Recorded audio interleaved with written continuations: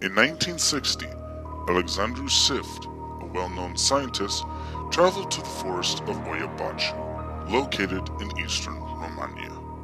The Oia forest had the reputation of being a hotspot for paranormal activities, the main reason for Sift's motivation.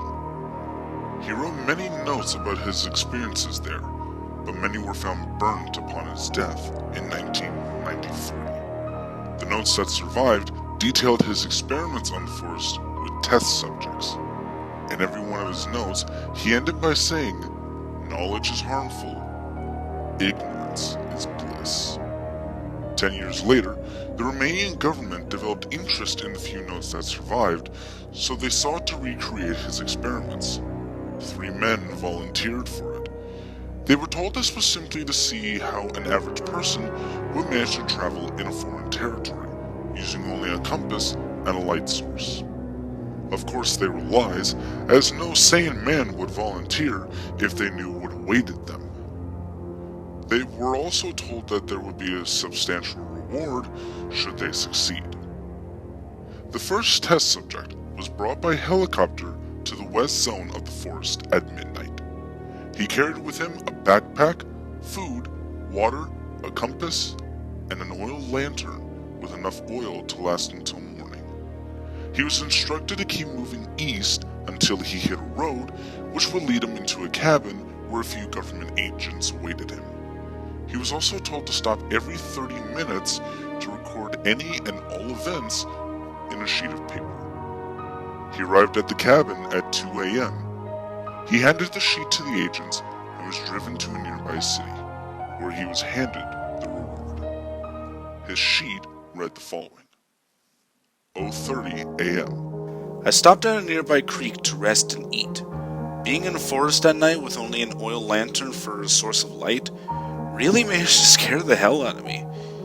I thought I kept seeing more shadows than there really were. 1 a.m. I stopped at a little clearing to change the oil. I swear, there must be something out there following me. I can almost be sure there was a shadow that wasn't from a tree.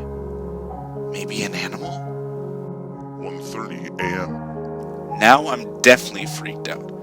I saw something staring at me in the distance. I only managed to see its silhouette, but as soon as I looked at it, it vanished. I'm starting to second guess this experiment. 1:55 a.m. I'm on the road. I can see the cabin from here. That thing from before kept following me. The more I walked, the more it got closer. Thankfully, I haven't seen it for a while, so I figured I'll just get to the cabin without any more delays.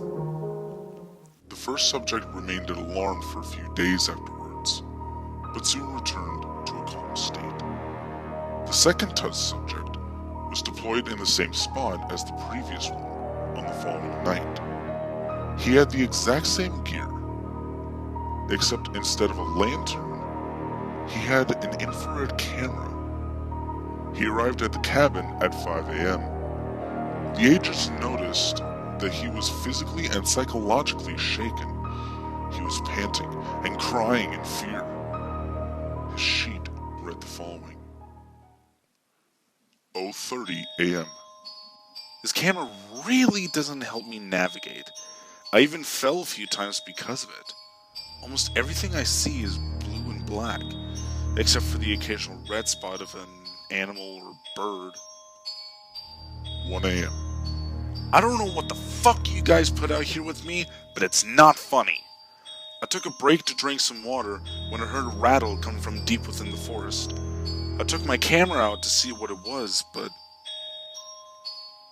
I can be sure that was no normal animal. It was big, but hunched over. I couldn't make out its details since it was glowing bright red. I slowly walked away from it, never losing it out of my sight, even though it stayed completely immobile.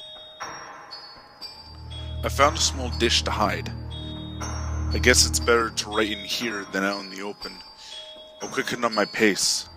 The faster I get out of here, the better. 4:30 a.m. I'm sorry for not writing more frequently. I just never had the chance. Shortly after the last entry, I heard it walking towards me. I hid in a small cave and waited for it to pass. It took so long because of that. It didn't leave me alone.